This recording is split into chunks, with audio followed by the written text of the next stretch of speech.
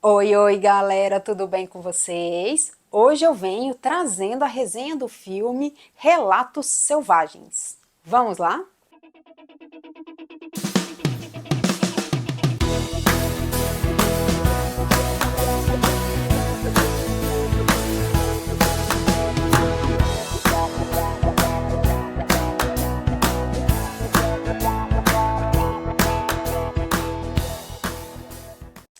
Esse filme de 2014, eu infelizmente relutei bastante para assistir, por falta de tempo, entre outras coisas, e vou dizer que eu me arrependi amargamente de não ter assistido antes, porque esse filme, eu já quero começar aqui falando dele, já elogiando, porque é um filme maravilhoso, único, incrível, e o filme traz uma premissa muito bacana. Ele conta 6 histórias diferentes, de personagens diferentes, que passam por uma situação de estresse e como seria a atitude delas mediante isso. Então, um exemplo, uma batida de carro, como as pessoas se portariam. Então, o filme relata isso aqui dentro e traz como as pessoas chegam ao seu limite. E aqui, realmente, elas vão agir aí com a cabeça quente e vão fazer de tudo para tentar se desestressar. E o que eu achei mais bacana, porque como são 6 histórias, a gente fica pensando, mas e aí? Será que a gente consegue entender a história? Será que a gente consegue se apegar a algum personagem? Será que não fica uma coisa muito estranha? Não. O diretor tomou todo o cuidado do mundo para trazer isso, então a gente consegue pegar essas subtramas, consegue se envolver com todos os personagens envolvidos e a gente consegue separar tudo e distinguir a real situação, a real ameaça que cada um está passando. E vamos dizer que esse filme tem um ar de Quentin Tarantino, porque ele traz uma história que vai além do seu limite, então pode correr de tudo, de morte, a facadas, a assassinatos, entre outras coisas. Curiosidades, o filme é produzido pelo Pedro Almodóvar e seu irmão Agustin. Relatos Selvagens é uma antologia composta por 6 histórias independentes, ligada por seu assunto.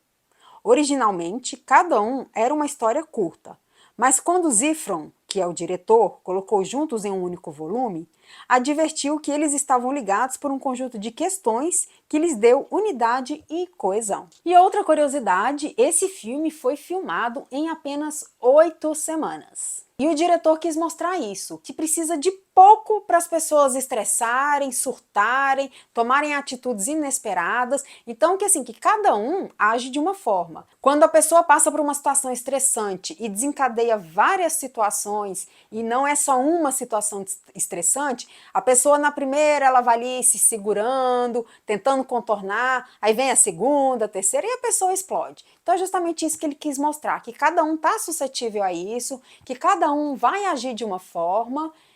E o filme é muito engraçado porque ele começa com uma história de um senhor que começa a puxar papo com uma mocinha no avião e conversa vai, conversa vem, eis que eles descobrem que conhecem uma pessoa em comum. Quando eles começam a falar dessa pessoa, que é o tal do Pasternak, e aí de repente começa, tem uma pessoa lá na frente, eu conheço ele, eu fui professora dele na escola, e ele tinha muito problema na escola, ele não conseguia passar, porque não sei o que, eu conhecia ele de não sei aonde. Então eles vão vendo que de repente todo mundo ali conhece ele, que tem isso em comum, e eles assustam, eis que a aeromoça avisa, né? Quem está lá dentro é o Pasternak. Então, todo mundo vai morrer. A segunda história mostra uma garçonete dentro de um restaurante de beira de estrada.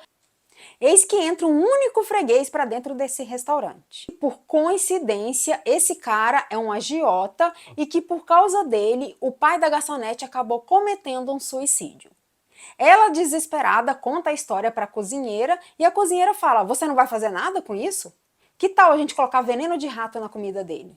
E ela reluta com isso, porque ela não quer matar, ela quer agir na passividade, ela não tem coragem de fazer algo a respeito, e a cozinheira fica instigando isso nela. Mas você tem que fazer alguma coisa, por culpa dele aconteceu isso. Sem a garçonete perceber, a cozinheira acaba colocando veneno de rato na comida dele, e ele lá comendo. Quando ela descobre e tenta tirar a comida dele, ela é muito maltratada por esse cara, ele esnoba ela, ele trata ela super mal. O filho dele também chega nesse restaurante e acaba comendo. E aí o menino começa a passar mal e na questão do desespero, a cozinheira vai e dá várias facadas nele. No terceiro episódio, acompanhamos a história de uma pessoa que está dirigindo o seu carro luxuoso, ele está lá muito bem arrumado, feliz da vida, ele avista um carro velho na sua frente, na faixa da esquerda, e ele começa a dar luz alta para esse carro que está na sua frente, para ele poder encostar e ele passar. E o carro velho não encosta. Ele fica muito revoltado, acaba cortando ele pela faixa da direita e xinga ele. Então ele solta ali palavrões, fala várias coisas e vai embora. Antes de chegar na ponte, o carro dele fura o pneu. Ele tá lá, ele chama o seguro fala que vai demorar e ele resolve trocar o pneu do carro. Enquanto ele tá trocando o pneu, quem aparece? O cara do carro velho. Então eles começam a ter uma briga muito feia. O cara, vamos dizer que é o caipira que estava dentro do carro, velho, pega, começa a tentar quebrar a janela, faz xixi no carro, entre outras coisas, e tenta detonar o carro do cara. No desespero, o motorista do carro novo acaba jogando o carro velho no rio. E aí começa uma confusão só, e aí quando ele tenta ir embora, o pneu sai do carro, porque ele não conseguiu colocar o pneu direito, o carro dele acaba caindo também no rio. E os dois começam a brigar freneticamente dentro do carro, e aí o caipira vai tentar pôr fogo, atear fogo no carro, e os dois acabam morrendo dentro do carro abraçados. E aí a polícia fala que foi um crime passional. Acompanhamos um engenheiro que na hora da correria, ele vai buscar o bolo de aniversário da sua filha, ele estaciona em frente à padaria, né, à doceria, e o carro dele é guinchado. Então ele vai lá recorrer, porque diz que não estava pintado, porque quando lá não pode estacionar, a faixa é pintada de amarela e não estava pintado, e ele alega isso, né? Não estava pintado e eu estava com pressa, aquela coisa toda. Tem que pagar uma quantia absurda para tentar tirar o carro, fora a multa.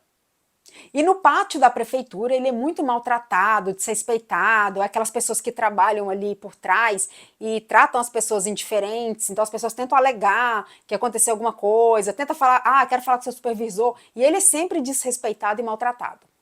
E quando ele volta para casa, ele acaba perdendo o aniversário da sua filha, porque acabou chegando atrasado, a mulher acaba pedindo divórcio para ele.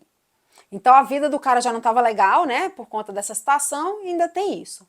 E aí na outra semana, se não bastasse, ele acaba estacionando o carro e é guinchado novamente. Então o cara já está no seu limite do limite, eis que ele tem uma ideia. Ele é um engenheiro que implode os prédios. Então ele coloca vários detonadores dentro do carro, ele para o carro dele no lugar que vai ser guinchado. Quando esse guincho leva o carro para o pátio, ele explode o pátio. E aí ele acaba sendo preso e para a coisa ficar engraçada, as pessoas ficam do lado dele, porque ele foi contra o sistema, né? Ele foi contra a sociedade, contra o governo, ele conseguiu agir. E aí o povo até brinca, nossa, agora vai lá e joga uma bomba no Congresso, joga bomba não sei aonde. Então ele ficou famoso, todo mundo admirando ele. E aí a esposa dele e a filha vão, no dia do aniversário dele, no presídio, cantar os parabéns.